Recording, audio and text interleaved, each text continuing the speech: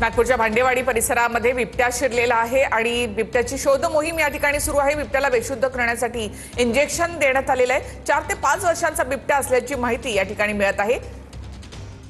सध्या नागपूरच्या भांडेवाडी परिसरामध्ये बिबट्याचा शोध घेतला जातोय। त्याला डाट मारून बेशुद्ध करण्यात आलेला आहे आणि आता या बिबट्याला शोधलं जात आहे। थेट आपण जाऊयात नागपुरात आमचे प्रतिनिधी गजानन उमाटे यांच्याकडे। गजानन, बिबट्याला बेशुद्ध करण्यात आलेला आहे, आता त्याचा शोध घेतला जातोय, काय अपडेट? नक्कीच आता बिबट्याला डाट मारण्यात यशस्वी झालेले आहे वन विभागाची रेस्क्यू टीम आणि आता पिंजरा जो आहे तो ॲम्ब्युलन्समधनं रेस्क्यू व्हॅनमधनं खाली आणलेला आहे आणि अगदी काही क्षणामध्ये बिबट्याला वरच्या कारण की फर्स्ट फ्लोअरवर पहिल्या माळ्यावर बिबट्याला बेशुद्ध करण्यात आलेला आहे अनिल राऊत यांच्या घरी आणि आता त्या बिबट्याला खाली आणण्यासाठी ही लगबग जी आहे ती या ठिकाणी सुरू आहे।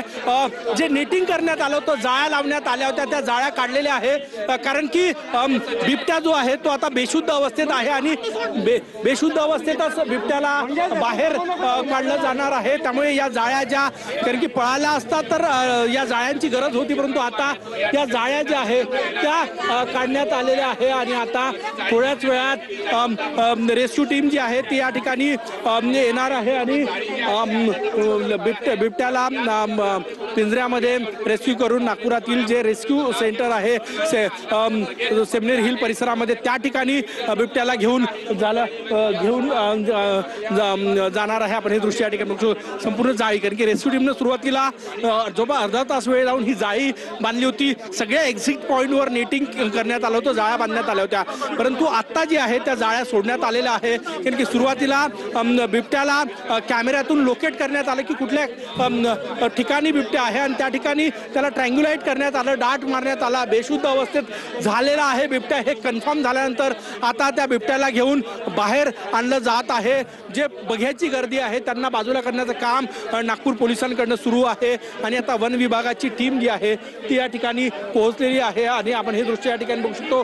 सगळ्यात मोठा सुरुवातीला बेशुद्ध अवस्थेत असलेल्या बिबट्याला त्या रेस्क्यू व्हॅनमध्ये नेण्याचा प्लॅन होता, परंतु वेळेवर तो पिंजरा जो आहे तो आता बाहेर काढण्यात आला कारण की कुठलाही धोका पत्करायला वन विभागाची टीम जी आहे ती या ठिकाणी तयार नाही। त्यामुळे पिंजरा ज्या ठिकाणी रेस्क्यू करून त्याला खाली आणलं जाणार त्याच ठिकाणी पिंजरा लावण्यात आलेला आहे आणि आता वन विभागाचे जे रेस्क्यू टीम आहे ती त्या ठिकाणी गेलेली आहे आणि आता बिबट्याला घेऊन खाली येणार आहे। अत्यंत रहिवासी परिसरामध्ये हा बिबट्या शिरला। भांडेवाडी परिसरामध्ये अनिल राऊत यांच्या घरी हा बिबट्या पहाटे जे आहे त्यांच्या मुलांना दिसला, त्यानंतर कुठेतरी हालचालींना वेग आला। सुरुवातीला पोलिसांना कळवण्यात आलं, त्यानंतर वन विभागाच्या रेस्क्यू टीमला पाचारण करण्यात आलं। रेस्क्यू टीमनं सुरुवातीला लोकेट केला की कुठे नेमका बिबट्या आहे।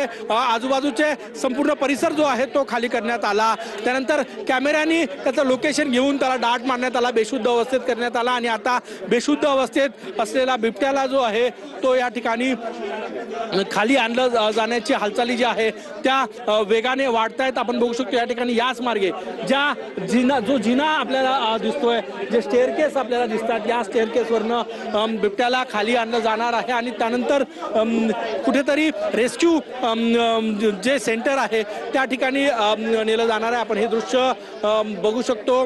नागपुरातील भांडेवाडी परिसरामध्ये आज पहाटेच्या सुमारास बिबट्या शिरला, त्यानंतर भीतीचं वातावरण या परिसरातील लोकांमध्ये एकूणच पाहायला मिळालं। लोकांमध्ये घरच्या राऊत यांच्या परिवारासोबतच इतर परिसरामध्ये भीतीचं वातावरण होतं, त्यामुळे हा परिसर काहीसा खाली करण्यात आला, हे घर खाली करण्यात आला आणि त्यानंतर रेस्क्यू ऑपरेशन जे आहे ते सुरू झालं। जवळपास 3.5 तास झाले हे रेस्क्यू ऑपरेशन जे आहे ते या ठिकाणी सुरू आहे आणि सगळ्यात मोठं यश म्हणजे बिबट्याला बेशुद्ध करण्यामध्ये वन विभागाच्या टीमला यश आलेलं आहे आणि आता हा बिबट्या बेशुद्ध अवस्थेत असलेला बिबट्या खाली आणलं जाणार आहे।